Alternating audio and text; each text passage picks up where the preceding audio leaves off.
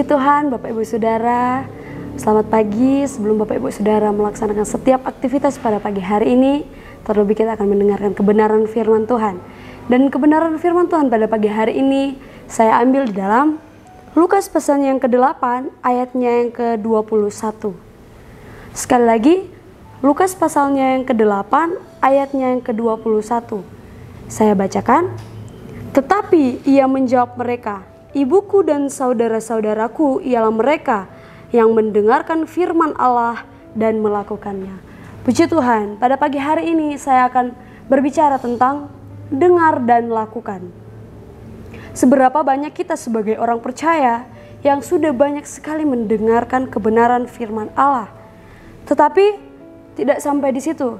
Kebanyakan orang mendengarkan kebenaran firman Tuhan sampai di situ saja, tetapi tidak sampai melakukan.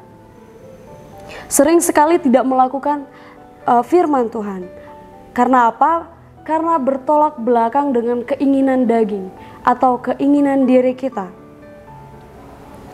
Yesus mengatakan hal demikian bukan berarti tanpa alasan. Tetapi kita tahu ketika kita melakukan hal yang baik, maka hal yang baik juga akan datang kepada kita. Tetapi ketika kita juga melakukan hal yang tidak baik atau hal yang jahat, demikian juga hal yang tidak baik atau hal yang jahat yang akan datang di dalam kehidupan kita. Firman Tuhan pada pagi hari ini menceritakan tentang, kalau kita baca judul di atas, yaitu Yesus dan sanak saudaranya. Saya bacakan ayat yang ke-19. Ibu dan saudara-saudara Yesus datang kepadanya, tetapi mereka tidak dapat mencapai dia karena orang banyak. Ayat 20, orang memberitahukan kepadanya, "Ibumu dan saudara-saudaramu ada di luar dan ingin bertemu dengan engkau." Ayat yang ke-21, tetapi ia menjawab mereka, "Ibuku dan saudara-saudaraku ialah mereka yang mendengarkan firman Allah dan melakukannya." Nah, Bapak Ibu Saudara, di mana ayat pokok kita yaitu ada pengakuan Yesus kepada setiap orang yang mendengar bahkan melakukan firman Allah. Kalau kita lihat dalam Matius pasalnya yang ke-12 ayat yang ke-50, dikatakan siapapun yang melakukan kehendak Bapakku di sorga. Maka dari itu Bapak Ibu Saudara, ketika kita mau melakukan kebenaran firman Allah, maka ada hal yang perlu kita lakukan. Yaitu saya mengambil satu poin, yaitu hidup di dalam Roh. Ayat yang sudah tidak asing lagi di dalam Galatia pasalnya yang ke-5, ayatnya yang ke-16 dan 17 saya bacakan. Maksudku ialah hiduplah oleh Roh, maka kamu tidak akan menuruti keinginan daging. Sebab keinginan daging berlawanan dengan keinginan Roh, dan keinginan Roh berlawanan dengan keinginan daging. Karena keduanya bertentangan sehingga kamu setiap kali tidak melakukan apa yang kamu kehendaki. Ketika kita mau melakukan firman, Bapak Ibu Saudara, terlebih dahulu kita hidup dalam Roh. Dan ketika kita hidup dalam Roh, maka apapun yang kita mau lakukan, kebenaran firman Tuhan yang datang dalam diri kita, maka Tuhan yang akan selalu memampukan Bapak Ibu Saudara. Dan Bapak Ibu Saudara, ketika kita hidup di dalam Roh, kita juga harus mau hidup dipimpin oleh Roh. Kita boleh lihat dalam Galatia pasalnya yang ke-5, ayatnya yang ke-25. Saya bacakan, "Jikalau kita hidup oleh Roh, baiklah hidup kita juga dipimpin oleh Roh." Ketika kita hidup dalam Roh, kita juga mau hidup dipimpin oleh Roh, menuju kepada kebenaran Bapak Ibu Saudara. Dan kita lihat juga di dalam Roma pasalnya yang ke-8, ayatnya yang ke-14. Dikatakan, semua orang yang hidup dipimpin oleh Roh Allah adalah anak-anak Allah.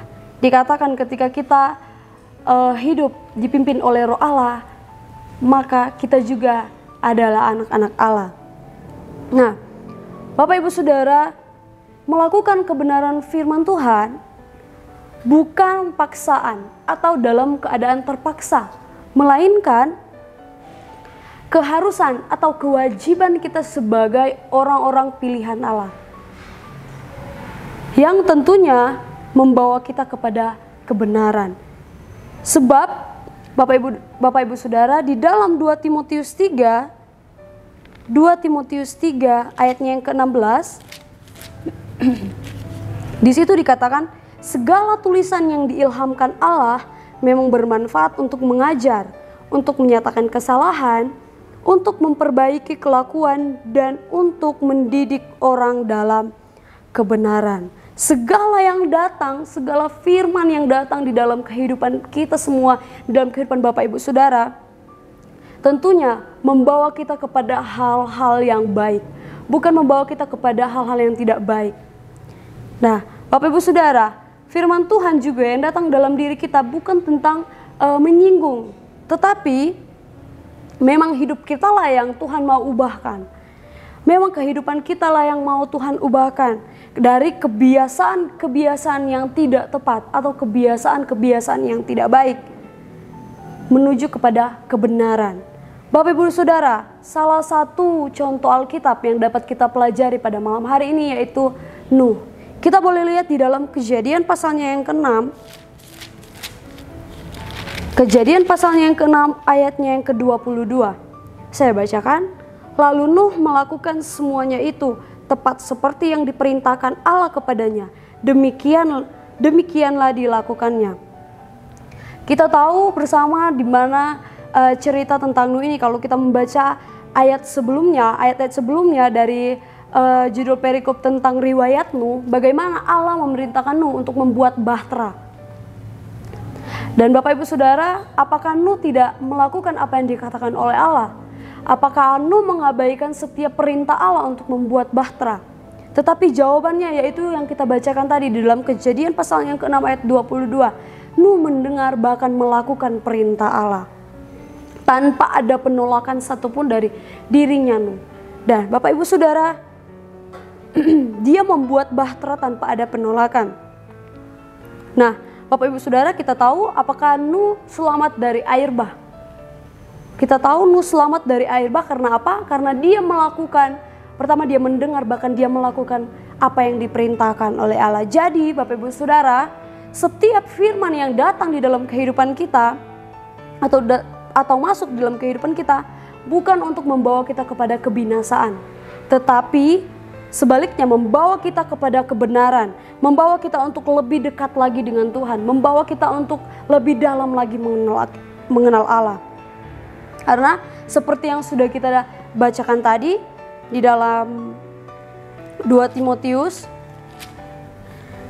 yaitu segala yang ditulis, yang diilhamkan Allah memang bermanfaat untuk mengajar, untuk menyatakan kesalahan, untuk memperbaiki kelakuan, dan untuk mendidik orang dalam kebenaran. Untuk itu Bapak Ibu Saudara, mari untuk kita tetap setia melakukan setiap kebenaran firman Tuhan yang datang bagi setiap kehidupan kita. Baik itu kebenaran firman Tuhan mendidik, mengajar, bahkan menguatkan, jawaban, atau apapun itu.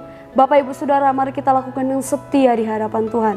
Kita mau melakukan apa yang dikatakan Tuhan, bukan cuma sekedar kita mendengar saja, tetapi mari kita mau untuk melakukan kebenaran firman Tuhan. Ayatnya yang terakhir kita lihat di dalam Yakobus pasal yang pertama. Yakobus pasal yang pertama ayatnya yang ke-21.